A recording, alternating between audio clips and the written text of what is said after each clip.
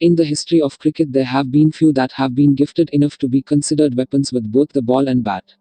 Only a handful of players can claim to be amongst this exclusive group, while only a sprinkling of these will go down in the history books as being an all-time great. Even rarer still as a true all-rounder.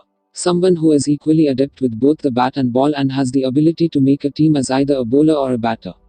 It is these players that go down as being truly great, truly memorable. This list tries to capture the 7 players who were or were closest to being the greatest true all-rounders in cricket's history. So, don't forget to like this video and also subscribe my YouTube channel for more informative videos like that. So let's get started.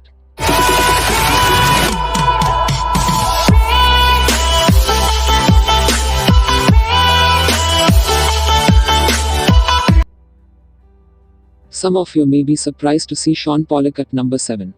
However, he has a fine record that simply can't be ignored when looking at the great all-rounders of all time.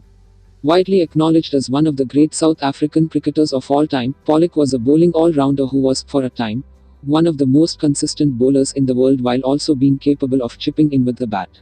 He took 421 wickets at 23.11, but his best bowling attribute came in that he was consistent and very economical, generally hard to score runs off. As a batsman, he was capable of giving a solid performance but often struggled to push on to a big score. This is shown by only having 2 centuries to his name. However, he still averages 32.31, which isn't dissimilar to that of Kapil Dev or Andrew Flintoff.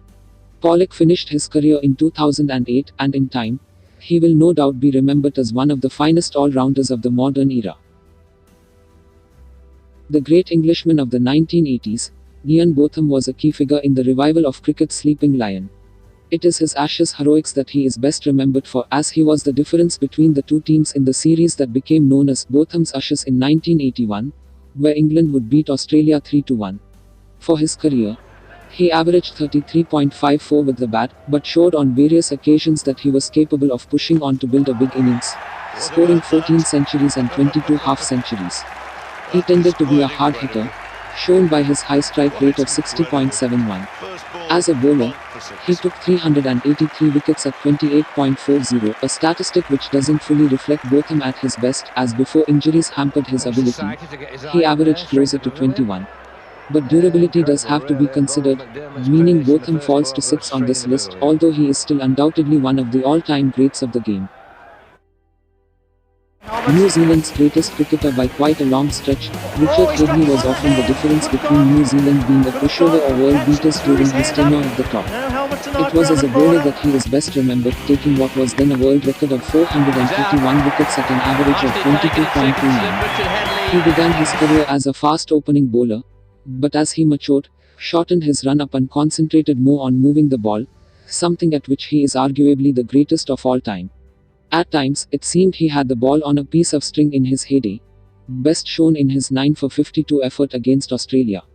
He was a handy lower-order batsman who would come in and throw his bat at the ball, ending up with a reasonable average of 27.16, which included 2 centuries and 15 half-centuries. This showed that whilst undoubtedly a bowling all-rounder, he was a capable batsman who could provide crucial runs nearer to the end of an innings. Impressive statistics. But Graham Gooch puts Hadley's ability in perspective the best by saying, Richard Headley at one end, Ilford seconds at the other. And few other players can claim to have been so noticeably crucial in their team's outcome, justifying Hadley's place amongst the great all-rounders of the game. The great Australian all-rounder of the post-war era, Keith Miller, was Test cricket's first true all-rounder. He was perhaps best remembered as a fast opening bowler, forming a partnership with Ray Lindwall, recognized as one of the great Test match opening bowling pairs. His wicket tally of 170 doesn't truly reflect his skill, as he would undoubtedly have taken many more had his career not been limited by the lack of play during World War II.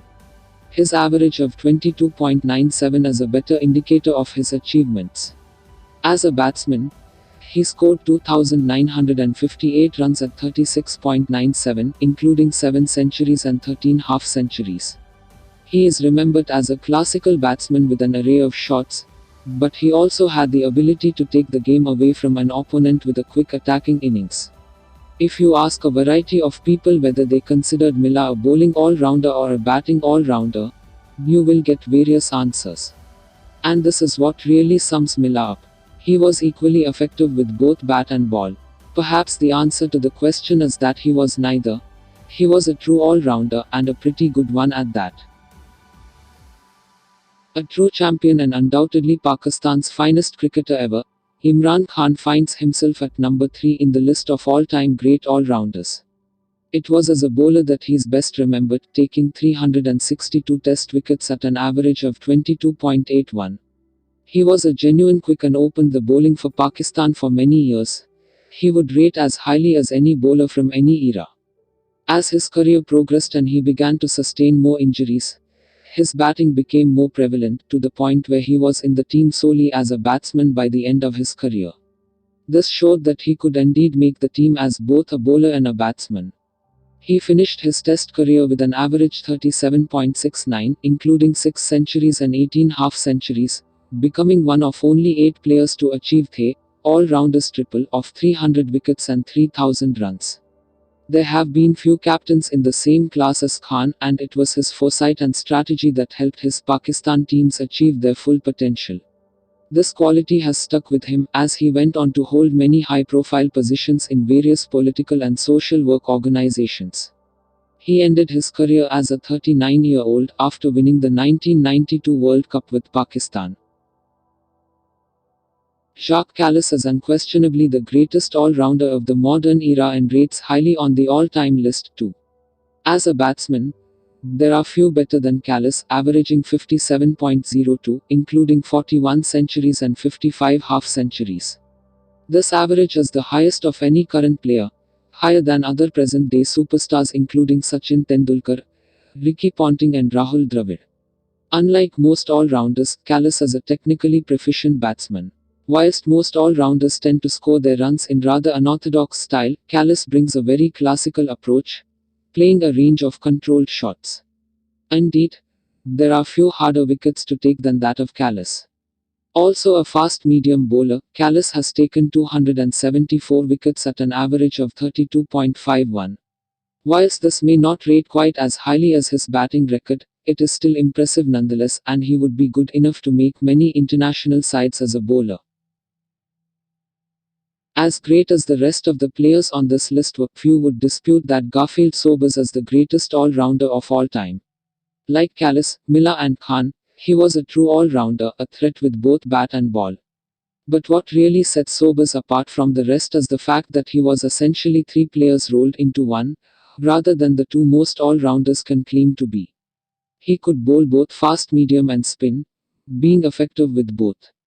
But it was as a spin bowler that Sobers was first picked for the West Indies team, often batting low in the order.